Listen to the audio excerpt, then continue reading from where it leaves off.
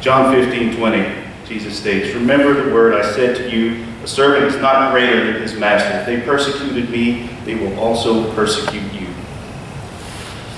Jesus doesn't say that if they persecute me, they'll persecute evangelists, or they'll persecute missionaries, or they'll persecute Christians in Muslim countries. Jesus said, if you follow me, they will persecute you. 1 Peter 4:12 states, "Beloved, do not be surprised at the fiery trial when it comes upon you to test you as though something strange were happening to you." The Bible's filled with the warnings.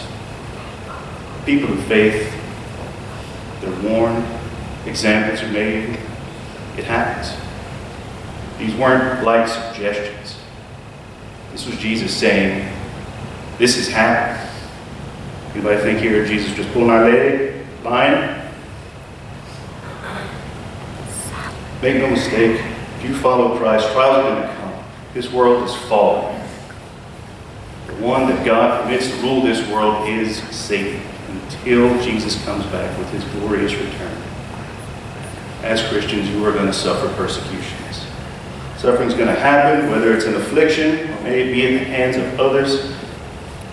Make no mistake, we are an invading army, surrounded and behind enemy lines. We're going to be tested. We're going to suffer. We're going to have to make sacrifices to make it to the end. Possibly loved ones, maybe even our own lives. In Luke 14:26-27, Jesus states, "If you want to be my disciple, you must hate everyone else by comparison.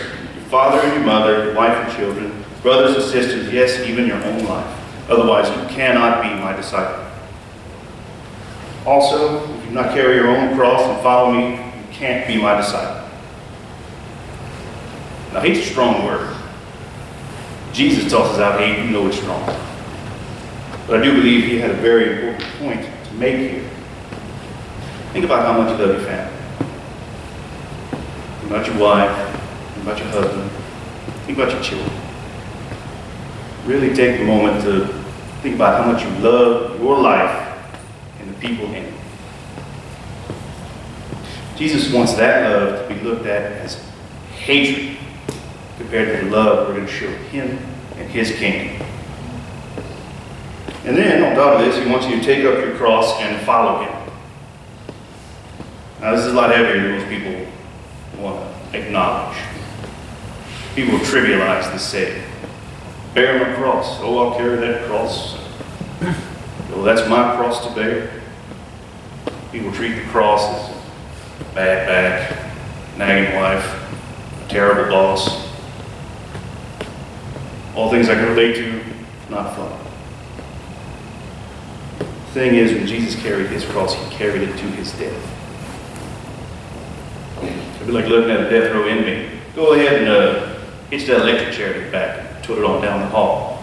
Slide that needle in your pocket. We'll meet you down the chamber. Go ahead, boy, and grab that noose. We'll meet you at the gallows. Dietrich Bonhoeffer once said, "Cross is not a terrible end to an otherwise God-fearing and happy life, but it meets us at the beginning of our communion with Christ. When Christ calls a man, he bids him come and die." Now, Jesus didn't say these things to be a jerk and weed out some of the less than savory disciples. Although I'm pretty sure there was a few guys who were like, "That's about enough, we've got to go."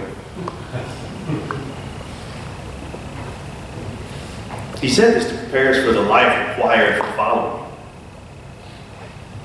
It's not promised to be easy. There's nothing guaranteed, actually, other than he's going to be with us every step of the way, strengthening us if we but ask for it to the glory of God.